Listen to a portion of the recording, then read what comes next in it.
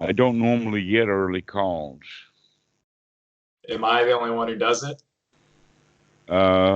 Yeah, and I'm surprised why, because it would appear that this would be an easier time for people earlier in the evening. For instance, what time is it for you? 8:41 over here. Pardon? It's 8:41 over here. Okay, right. So that means you're in Eastern Standard Time. Right, right. I No, would think Eastern Daylight Saving now. yes. I would think more Already. people would call it this time. Pardon? I would think more people would call it this time. When do you usually get most of your calls? Um, Actually, my schedule has been fluid, partly because of my family. My wife has a very particularly strange work time. Half the month she starts to work at 6 a.m., and half the time she starts work at 10 a.m. Mm, And they do it that way. They share a particular position, and it's been worked out at work so that they can have someone there in the morning for the breakfast shift. Both of them are there to lunch in the afternoon, and then one person is there for the evening. And so that's how it works out. But that makes my life a little bit crazy, and I yeah. have to straighten that out with the students so that they know that half the time they can call really early in the morning and I'll be up, and then half the time they call and I may not be around until 8 or 9 or 10 or whatever like that, depending Oh, upon okay. the schedule of the family. So is this one of those days for you? This is actually a day off for Tam. Oh, okay. Yeah, she's got the day off, and also it's not a school day, so Okay. everybody's home today. That's Though nice. though it's still only Friday, so I'm not sure why there's no school today. Yeah. Yeah. Normally, Tam tries to work it so that she has the weekends off, Mm, so that because of childcare issues. Uh, right. Right. so that's how. Anyway, yeah, it's okay to call early. It's actually okay to call any time. So this is a good time to call. Mm. Good. I appreciate that you're open to talking at many points throughout the day. um, it's very interesting also because some days nobody calls, and then on another day I'll have a whole bunch of calls. Yeah. Yeah. And sometimes I can stack them together so that if one person is, we're talking on a particular topic, then we'll bring someone else in. But quite often that doesn't work out. We're already too deep into something, or it's personal, or it's too advanced, and one student is a beginner and calling in after I'm already talking to an advanced student. And Right. oftentimes also they're not recorded. We only do recording of some of the calls. Some students, for instance, don't want any of their calls on Yahoo or on YouTube. Me too. Yeah. Yeah. Fair enough. To each their own, I guess. So last time, I don't know if you remember, it was a little while ago. I actually hit a patch where I was so busy, like for the first time in 2 years, I actually had to like take a week off, and that was weird. And I definitely felt the difference when you take a week off versus when you actually have a consistent practice. But anyway, last time we talked about the beginning of noting, like uh, rising, falling, touching, sitting. Hmm. And I've been trying to incorporate that into my sits. And you mentioned that I should be able to do all four in one breath cycle. But I find Okay. that to be very difficult. And I don't necessarily know how to balance like the noting of rising and falling simultaneously while also trying to be aware of my peripheral sense of like my body, like the sitting and then the Mm. touch. So I'm not like it feels like a lot to balance in one single breath cycle. But I feel like it centers me very well, and it's something that definitely helps me focus and not wander off as much. One of the things that students begin to understand, see, in the beginning, remembering to come back to the breath is work. Mm-hmm. But after a time, the student begins to understand, oh, wait a minute, a breath is actually quite long, Mm-hmm. especially if it's a long breath, intentional long breath, that the breath itself will last 5 seconds on an in breath and 5 seconds on an out breath, and maybe some more seconds in between the breaths and what up like that. So we wind up with quite a span of time that we can do other things besides just watching the breath. Mm-hmm. Um, the the quality of being able to keep the mind on the breath without having it wander away is a major milestone, but it's also a point that is confusing with the students because they think that just because I can stay on the breath, the mind is still very, very active. Yeah, it is. It very much is. It very much is still active because there's during that breath. I mean, we have been, we've had a very active mind and a very active life while not even watching the breath. So now that we're watching the breath is not going to take 100% of that energy away from the mind, that the mind is still going to be very, very active. And that if we're looking at it from a particular point of view of wanting to just keep them settling the mind and settling the mind, then we begin to notice that while we're watching the breath, there is also a background talking, that we can actually talk to ourselves like Mm-hmm. we've always been doing and watch the breath at the same time. All Yep. right, okay. Yep. That's an important point, you see, because that's a skill that's now developed. Mm. It gives kind of the illusion that two things are happening at the same time, but basically what's going on is that we're going back and forth very quickly. Mm. All right. There's a big distinction between having two things going on simultaneously and have them running and circling around each other. All right. And the way that the Buddha actually speaks about it with right sati, right effort, and right view run and circle around each other, creating a fourth one of right attitude that run and circle around each other. These four things are extraordinarily important, and you'll begin to see that they operate um, within that breath. That during the breath cycle, that in fact, using the famous example of when the mind wanders away from the breath, the first thing that happens is sati. We recognize that the mind has wandered away from the breath, but underlying that is a kind of a new right view that, oh, we should be paying attention to breath and not letting the mind wander away. So now that we have right view and right remembrance or right sati going, then just to know that the mind has wandered away from the breath and that it should be on the breath, we need that effort then to move the mind from wherever it was onto the breath. This gives us a chance of actually controlling the mind. Now, we do control the mind sometimes. Um, it's actually quite logical and probably happens a lot that a teacher in a classroom will clap her hands and name a student and say, pay attention. Mhm. And then the student will start to pay attention. His mind is not completely gone. Mhm. Okay. that if you can get his attention, in other words, shake him up, wake him up, call him by name, clap your hands and say, Billy, pay attention.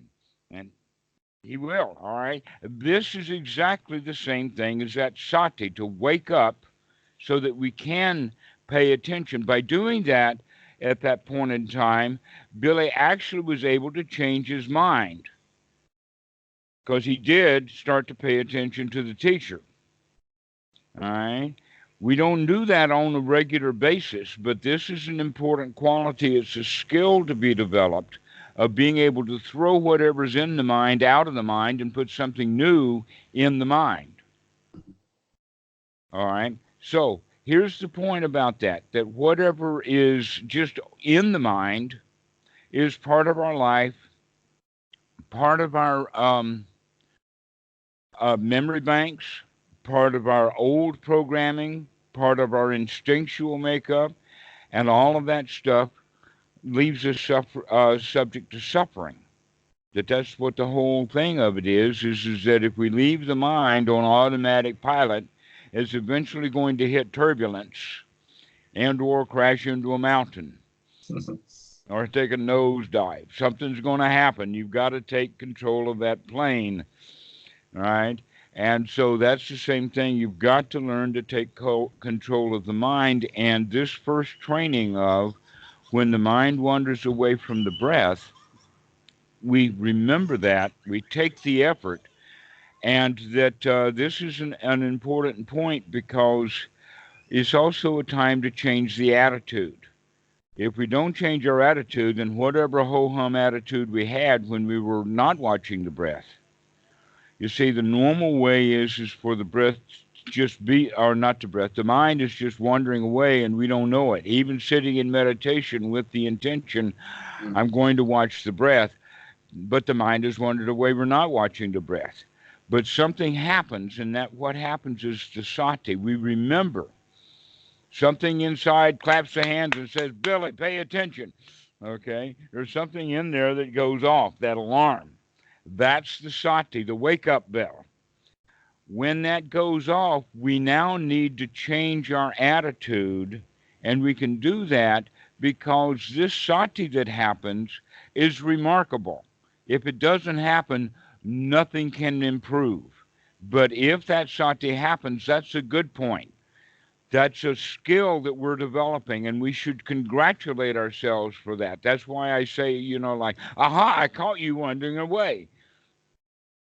By actually doing just that one thing, we've actually just thrown out what was in the mind and have come back to this present moment. That's what we need to learn to do, is to be able to control what's in the mind on a regular basis more and more, to recognize what's there, and through right noble view, we'll understand whether that's worthwhile feeling that way and thinking that way, or whether we can fix that by changing our attitude. So this Eightfold Noble Path, these first 4 steps of the Eightfold Noble Path, run and circle around each other right from the very beginning of our practice. Okay, so now that we've brought the mind back to the breath is going to last for, like I said, 10, 15 seconds or more, especially for practicing techniques of lengthening the breath. Then the mind is going to still be active, but now it should be, let us call it, corralled into, let us say, at least fenced off.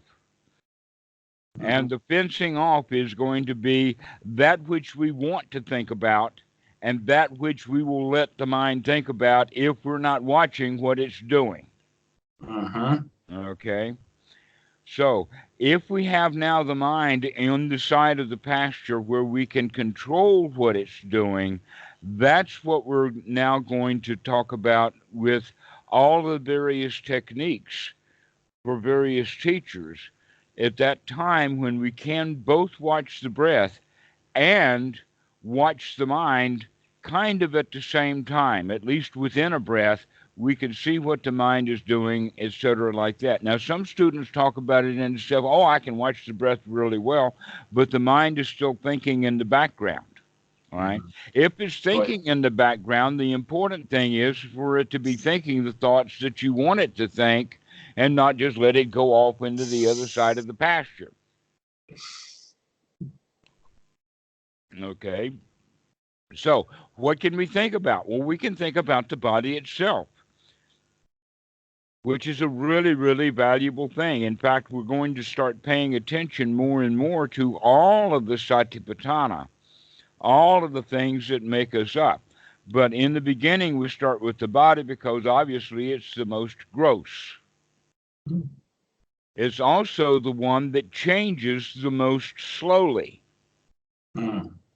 All right, that it, in fact, people can go for days and days and months and years without seeing a person, and when they see them, they immediately recognizing, and they'll say things like, "Oh, you haven't changed a bit."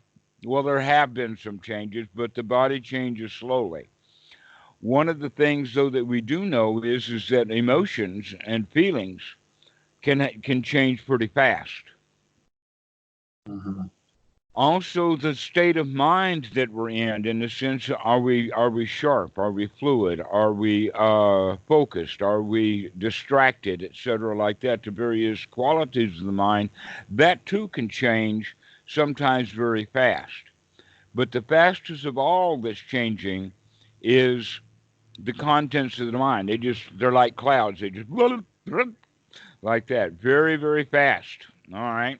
So what we're doing now is we're operating at the opposite end of the scale. Now, instead of dealing with a mind that's just all over the place, we keep bringing it back to the body with rhythmic breathing, and we begin to pay attention to the body as it is right now. That in fact the breathing becomes like an anchor to anchor us into the body, and then the body becomes an anchor to anchor us into reality, into this present moment, into the thusness, into the Dhamma.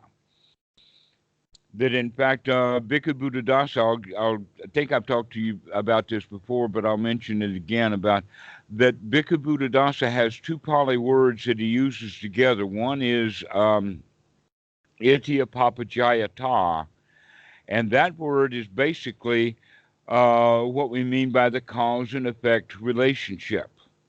What scientists and physicists are now beginning to understand as causality. All right. Very, very complicated stuff. Physicists haven't figured it out yet, but they do now understand that the speed of light is wrapped up with this causality. Mm. Now, now here's an interesting item to consider. If in a vacuum the speed of light is at 186,000, let us say 278 miles per second in a spatial vacuum, and that the transmission wires on high speed transmission cables, which are normally aluminum based with perhaps a copper coating, is at 176. So between 186 and 176, that's a very, very small amount of stuff. So if you think about a light wave going through a vacuum, he's got very little or no resistance. Why Mhm. is it that that an hmm, an aluminum molecule, as complicated as that is, all of a sudden receives a new electron, and he's got more energy than he needs, so he bumps that electron down to some other nearby associated atom, or excuse me, yeah, of aluminum, then how can that be at the same, virtually the same speed of causality that light is traveling in a vacuum? How can you have electricity traveling a heavy, heavy medium like aluminum, transmitted thousands of miles from one place to the next? And they've got a very good understanding of the speed of that and all the line loss and everything else. The answer is because it's got nothing to do with vacuums and has everything to do with something else we call causality. Huh. Very interesting. Yes, causality means with this, that will happen. Okay. And with this changing, that will change. Okay. All right. How fast? Okay. If you think of that as some sort of cosmic tick of a clock, so that every quantum of time, something happens that affects something else, so that in the next clock tick of quantum time, the effect is there, but then that simultaneous effect becomes the next causality for the next quantum tick of the clock, of the That's heavy. cosmic clock. Huh? You're beginning Okay. to understand what this is, okay? That's Yeah. what's going on. It's a step by step sequence of causality, one step after another. And if you think of it in this respect, there was a big bang, a huge explosion. Well, now you know what an explosion is like. You've probably seen videos of atomic bombs close by, or maybe someone setting off some bunch of hunting dynamite or something in the backyard, and you see the stuff going. Imagine what's really going on with reality is that we are still in the Big Bang, and we're still in the explosion. That's hard to conceptualize.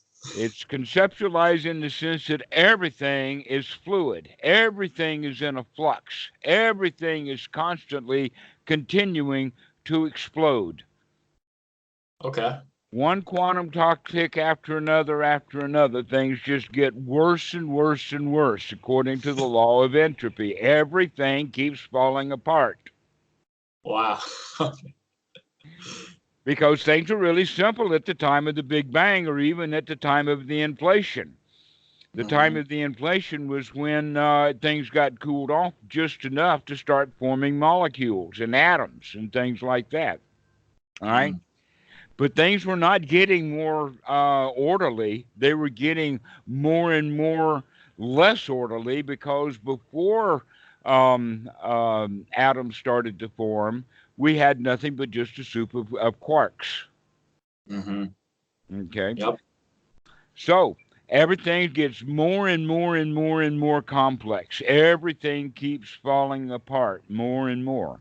Yeah. Now, with general systems theory, we have the idea of open and closed systems.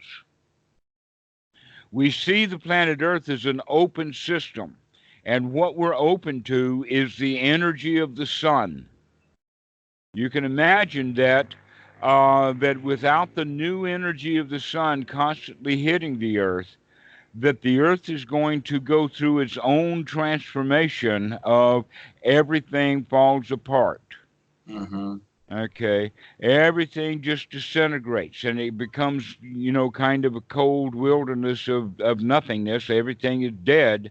But because we do have the sun with this energy, all of this bubbling and boiling because of the energy is continuously there. So it's with the energy that is available through the sun and through the amount of energy that's in the universe that's constantly keeping things one quantum clock tick after another, making a constant explosion. And that's the reality of every little moment. Every little moment. Um, there's some words, by the way. The word sotapan is often translated as stream enterer.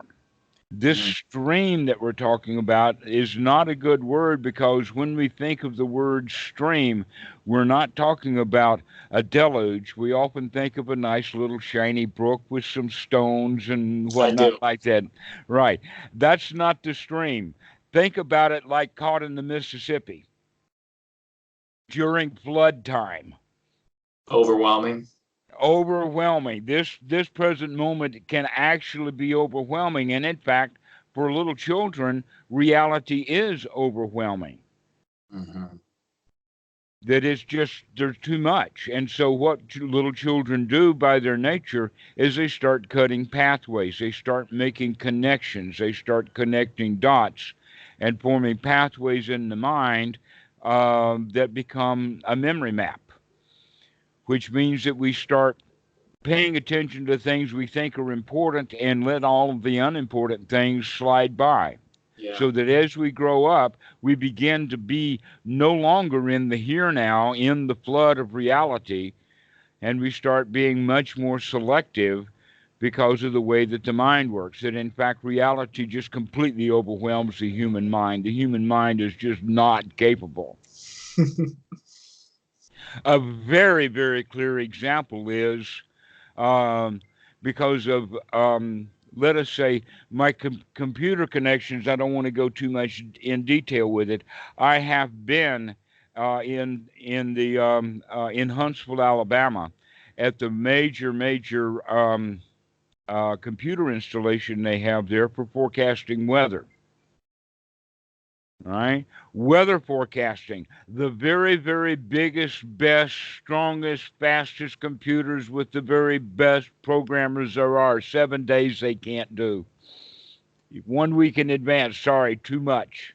Wow. Can't do it. Best we could do is about 3 days, and that's including having all of the satellite data Wow. fed into all of these computers with all of these variables, and we can't predict the weather. Wow. And yet, all of these little individual humans with their own little individual brain, they think to know what the future is going to be. I like Things that. are just way, way too complicated, way too complex.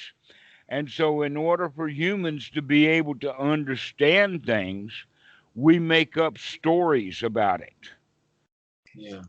And that's the source of religions. Because if you just ponder the actual reality of things, it seems to be overwhelming. So there is a difference between knowledge of things that should and need to be known in order to eliminate and reduce suffering. And then there's all the other knowledge that we really don't need. There is a sutta about that. It's called the Simba Sutta because the Buddha was walking with a group of monks through a Simba forest, or actually just a grove that. Now, the Simba tree is very much like, in fact, it's a ficus. And in America, there's a lot of Ficus benjamina. Did you know that the Bodhi tree, the Buddha's tree, is also a ficus? I did not. Look at the leaf. Look at the leaf Oh, of a Ficus benjamina that you'll have in home. Look at the Bodhi leaf, and you'll see. Oh, yes, same. same thing. Interesting. Also, in that family of trees was a Simba tree, and so they had big, broad, huge leaves, and it was at the time of the year when they were all yellow and falling. Mhm. In fact, I've got a Simba tree. You can look right there, and you can Oh, see. yeah, that's what that is. Okay. Yes, that's the Simba tree right here. Okay, so there was all these leaves on the ground, and the big Buddha picked up a handful of leaves. And he says, which is greater, O monks, the forest full of leaves here, or the leaves that I have in my hand? And they say, oh, for sure, that the leaves in your hand is much smaller than all of the leaves of the. And he says, okay, this is what I teach. You look at the forest and you can see this is what I know, or this is what human knowledge is, or then in fact it's just that which we don't even know. But what the Buddha teaches is just a handful of leaves. Hmm. Now, for the beginning student, it seems like that handful is really a handful.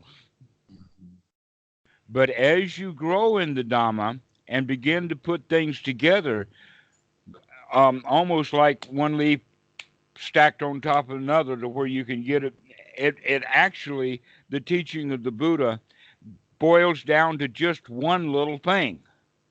And the Buddha knew that, and he taught that. And when the students finally begin to understand what the Buddha is teaching, they recognize, oh, well, 12 steps of dependent origination, 16 steps of anapanasati, an eightfold path, four noble truths, five aggregates, and the list just goes on and on.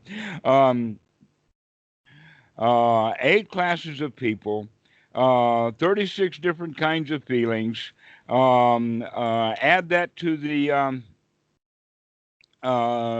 the sixfold sense base, and we wind up with 108. That's why they have 108 mala beads in the bottle. So you can see, wait a minute, Buddhism, complicated. But it's not really. In fact, one of the things that makes Buddhism possibly simple was because they did, in fact, numerate and qualify everything so that we could get a handle on it. That there's not 7 or 8 or 9 or 10 aggregates. There's only 5. Okay? The other way of looking, and this is the best part, there are only 4 modes of clinging. Uh-huh. And yet Western Buddhism says, oh, don't cling to anything. The Buddha says only 4 modes of clinging. Bhikkhu Buddhadasa says is nothing is worth clinging to as I, me, or mine. But these 4 modes of clinging are actually exactly the same thing as the 4 primary instincts. Old programming, our ways of clinging to things. And so getting back to the point that when we start to breathe and come to the back to the body and come back to the breath and be here now, we're opening ourselves to the possibility of actually experiencing the here now. And the more we experience the here now, the more overwhelming it becomes. Uh-huh. It's really, really, really complicated. And yet, when we practice with the Buddha Dhamma, it all comes back down to just one little singular teaching, and that is dukkha, dukkha nirodha. Okay? And the way that we can see that is that dukkha is getting lost in the mind and doing what the mind wants and being free from, which means stuck in the past, stuck in the future, stuck in restlessness, worry, regrets, remorse, guilt, wanting things we don't have, all of that kind of stuff that the human mind does, or the opposite of that, be here now, be out of suffering, and be into the flood of reality. So these are the 2 things that we're going to be working with, is that there's just a huge reality here. So if we're going to be paying attention to the reality of the moment, we need kind of a little guide of how to open that up. Mm-hmm. Well, we do it through the Satipatthana. We start with the body. We get fully in touch with the body as we're breathing in and out. As we're breathing in, we can feel the rising. As we're breathing out, we can feel the falling. As we're sitting here, we can feel all, especially as it's waking up, you can feel the air. You can feel the touch. You can feel the touch of the cloth. As you're breathing in, with a full deep breath, you can feel your shoulders rising. You can feel the changes on the back of the body, all over. You can feel it. And as you begin to do that, it almost feels like little kind of electrical signals or little things that start to wake up and pop up around the body. This is what is normally referred to as piti, but the word piti in Pali has a number of meanings to it. And that the direction that we're going with is with piti and sukha wrapped together kind of as a package. Now, the word sukha is the word that's actually opposite of the word dukkha. Mm. And that both the word sukha and dukkha are actually incorporated right into the Thai language. They've been Buddhist for so many centuries. Mm.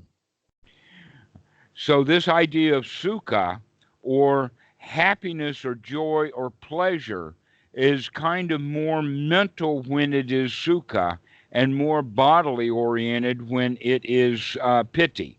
But they're almost interchangeable. And you can see that they're interchangeable when they use the words like the rapture and pleasure born of seclusion.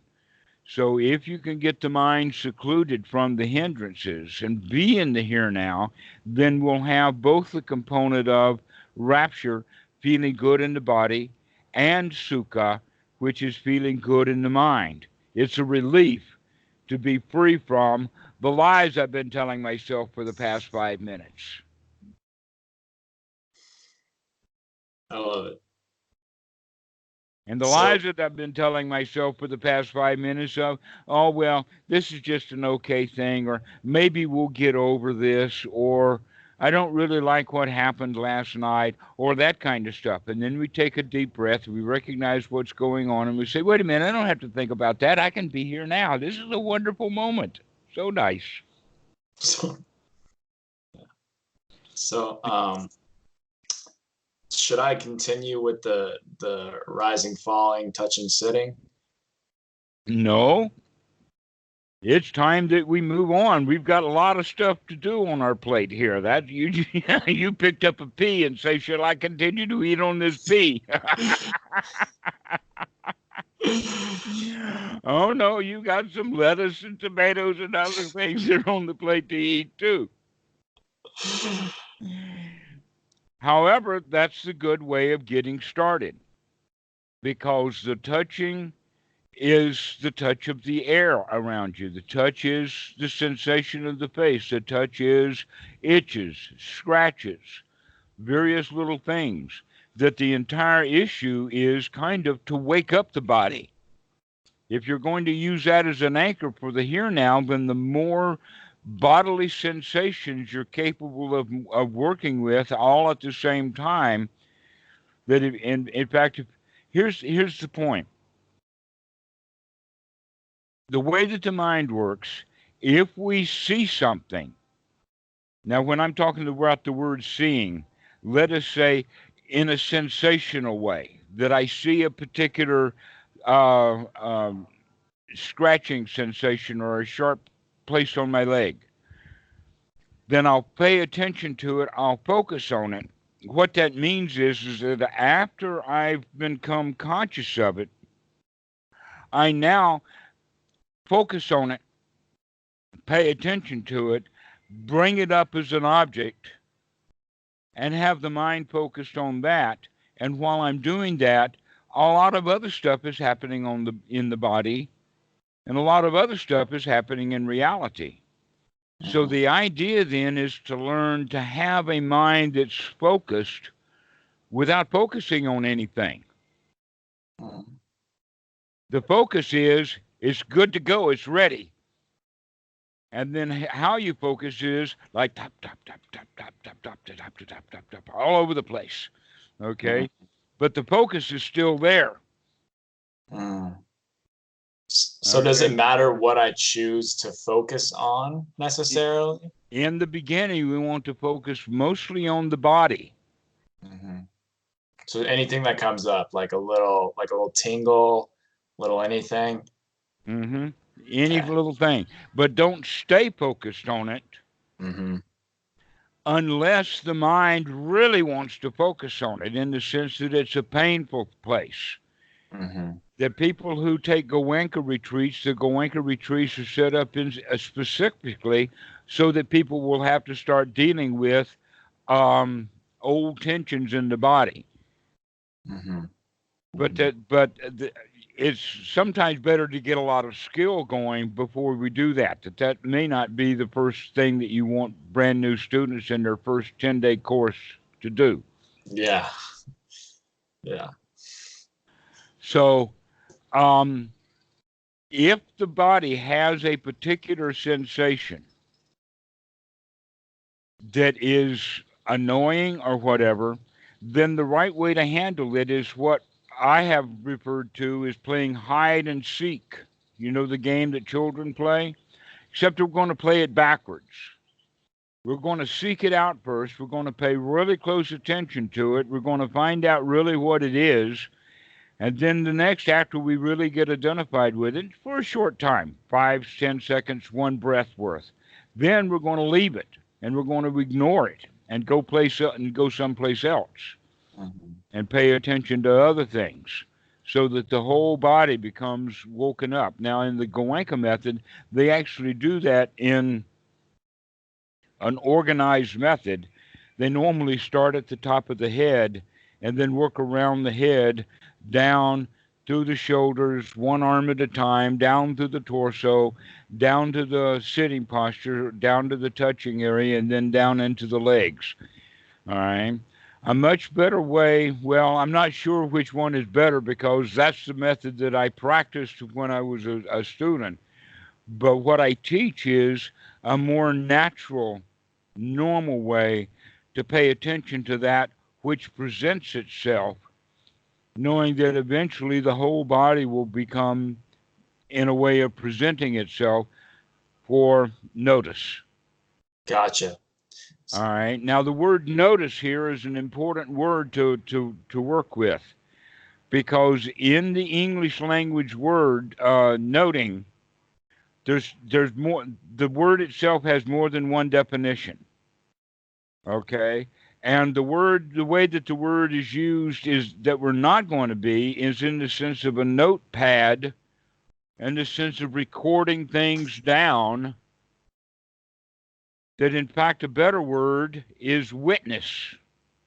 Hmm. So that you can see the fact that there's two different kinds of witnesses. One is the one who saw what was going on, and then the other one is the one who tells the story about it in court. Hmm. Most Westerners think of the noting as more like the witness in court telling a story about what they saw. But the Uh-huh. real intention of noting is to be here now, is to note it in the sense of noting it and letting it pass. Note it well and let it pass. Take a note of that. You told a joke.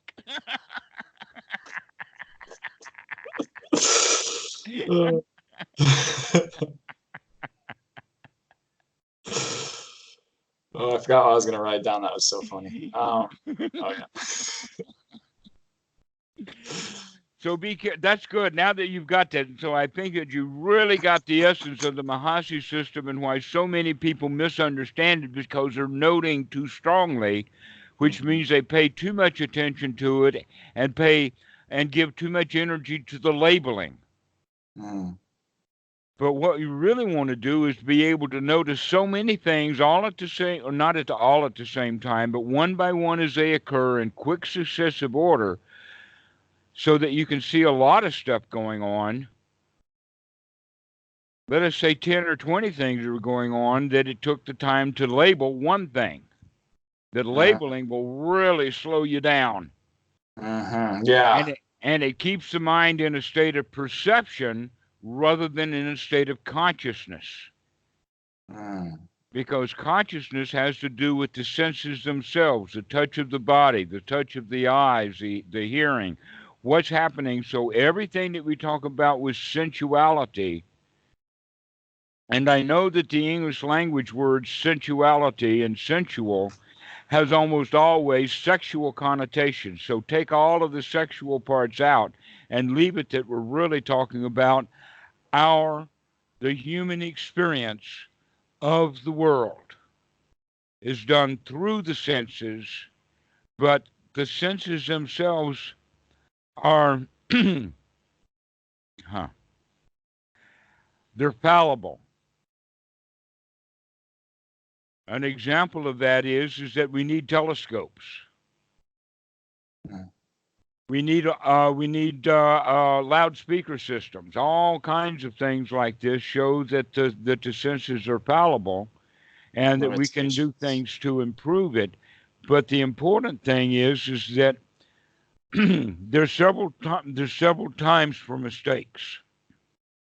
One is at the point of consciousness that what we saw or what we felt in sensation, etc., was not seen correctly. The second one is that we saw something but we perceived it wrongly. A third one is that we can perceive things wrongly or correctly and store that knowledge as a memory, and that memory then starts to deteriorate. Mm. And so what winds up is that people begin to live in a manufactured reality rather than the actual reality. And the reality that they live in is a manufactured reality that's based upon inadequate consciousness, inadequate perception, inadequate memory, and then inadequate dredging up of the memories. And when we do that, then we live in a world that we have created for ourselves. And everyone does that. This is why it's so wonderful to be able to come out of that world that's been constructed and created by the human mind and come back into the actual real world of the senses. And it's quite pleasant. Quite pleasant to be free from all of that. It really is nice. So, there's a lot of stuff to do, a lot of things on the plate. Let's review it like this. If the mind wanders away from the breath and sati occurs, the first thing that really happens is that you know that the mind has wandered away from the breath. That means that now you have seen the mind in a way before you weren't even looking at it. And so you can see the mind as a mind has wandered away from the breath. So when you bring it back, now you can see the mind as a mind that can stay on the breath, or a mind that's not. So this is the first quality of understanding the mind. The second thing, which is really the important one, that point about being happy or glad that sati has come, that's step number 10 in anapanasati, or the second phase of the mind, is to gladden the mind. Intentionally make the mind happy. It's a skill to be developed. Remember this, happiness is a skill to be developed. And the skill that you're developing, like with music, playing beautiful music, in order to play music on the piano, you've got to be able to play scales. You've got to be able to play chords. You've got to be able to get the fingering down, okay? So gladdening the mind, that's like learning to play chords. Part of the fingering techniques that we learn to play like that, okay? So this is how we start using it, is to gladden the mind. By gladdening the mind, that will also begin to affect feelings. That the body affects feelings, feelings affect the mind affects the mind's objects will, like, you'll think of something, and then you'll have a thought, or the mind will become depressed, and then you'll have bad feelings about it, back and forth. And so you can see, in fact, that this satipatthana of the body, the feelings, the mind, and the mind's objects are deeply interrelated. But that the easiest one is the body to get started with. So once we begin to wake up the body with the rising, falling, and touching and sitting, to do it correctly, we also need to start watching the mind, to start actually understanding the mind in several ways. Now, mostly with Bhikkhu Buddhadasa's style, we teach through the Anapanasati Sutta, but you can't really understand the Anapanasati Sutta without also the Satipatthana Sutta. So in the Satipatthana Sutta, the Buddha talks about how to examine each of these things. And when we're talking about examining, we're talking about the nupassana that gives us the word vipassana. So we have kaya nupassana, which means the examination of the body. We're already doing that. Vedana nupassana means to evaluate, to examine, to inspect the feelings. Feelings are basically a little bit difficult to work with. Let us say that feelings wind up being the most difficult to work with, that getting the mind straightened out is what we need to do in order to work with feelings. Because feelings come right out of the reptilian brain. Okay? because it's such deep level programming, it's the one that's the most difficult to deal with, and so we need to have the skills already developed. So in order to work with feelings, we already start working with feelings, but we do it indirectly by beginning to gladden the mind. By saying, aha, I caught you. by saying that and letting the mind become joyful in that way, we begin to examine the mind and we can see, oh, well, sometimes what's in the mind is what's happening right here, and sometimes the stuff that's on the outside. Basically, what happens is that the students are invited to figure out what is on the inside and what is on the outside. Now, in the beginning, we start to recognize, yeah, there's an outside world in there, but there's a whole world here inside. Except that as we begin to examine that, we say, wait a minute, that's not me. That's something that I borrowed from the outside. Let me throw that out. It belongs on the outside. It's not actually an internal object. And we begin to do that. We begin to clean out the inside and recognize, oh, there's a lot of space in there that had been cluttered up with things I thought were me, but in fact were just things that I had learned from the outside, that are not me at all.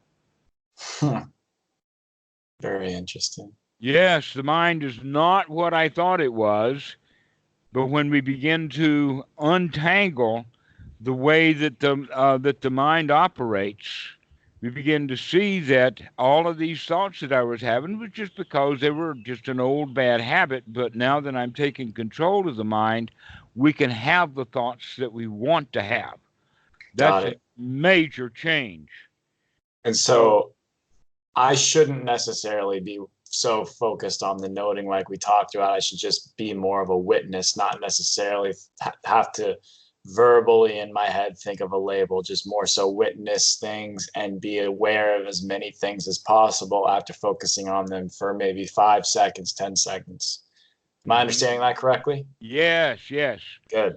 Move from object, keep moving from object to object, because in fact, just the body alone, just sitting in meditation, there are thousands of things to watch. The body is very, very complicated, and so there's many things, but as we do that more and more, we become more and more in touch. One of the ways of talking about it is to wake up the body. We're going to actually wake up the body. We're going to wake up the mind. We're going to wake up the feelings. And with the contents of the mind, we're going to be able to manage, control, and direct them. Got it.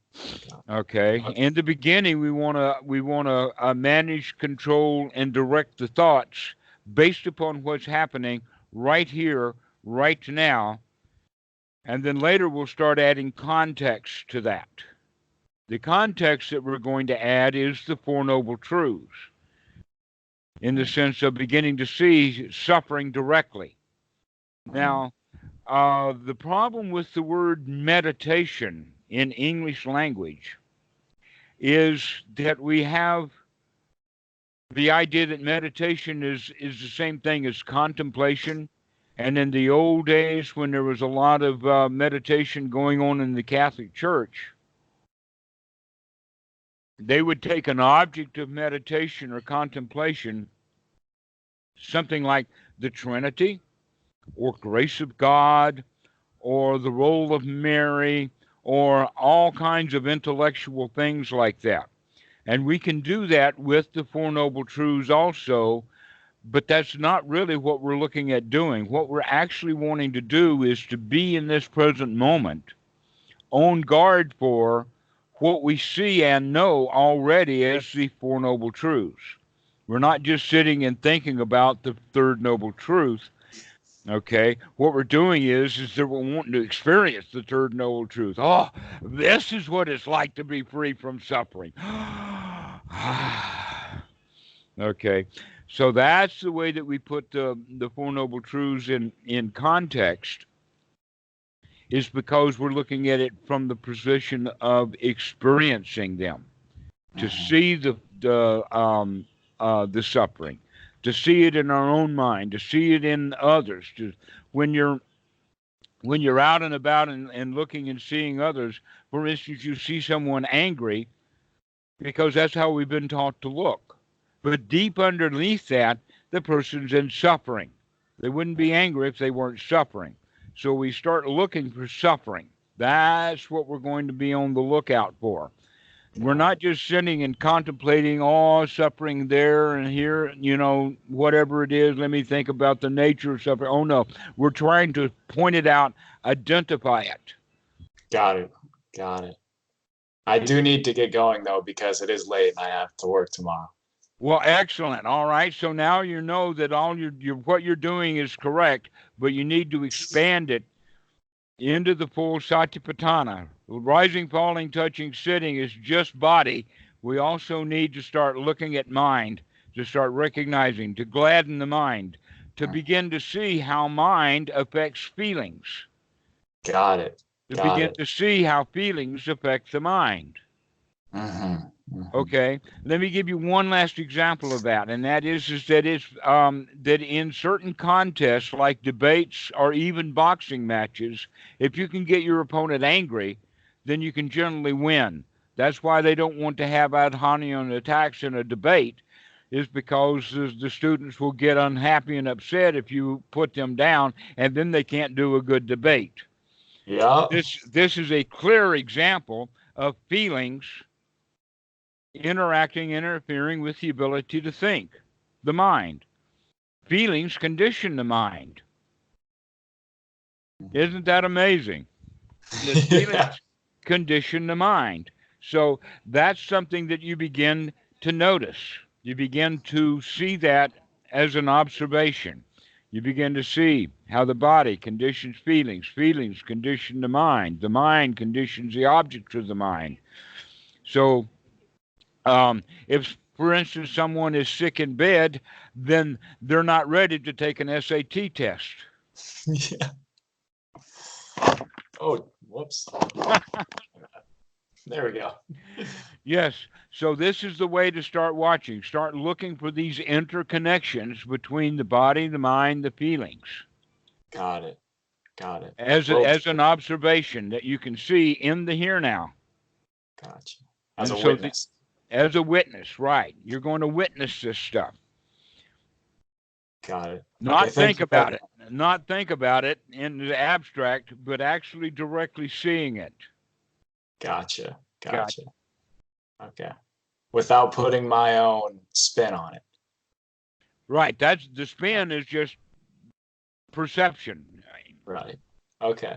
Gotcha. Thank you very much. I appreciate your time. Great. See you soon. Okay, talk soon.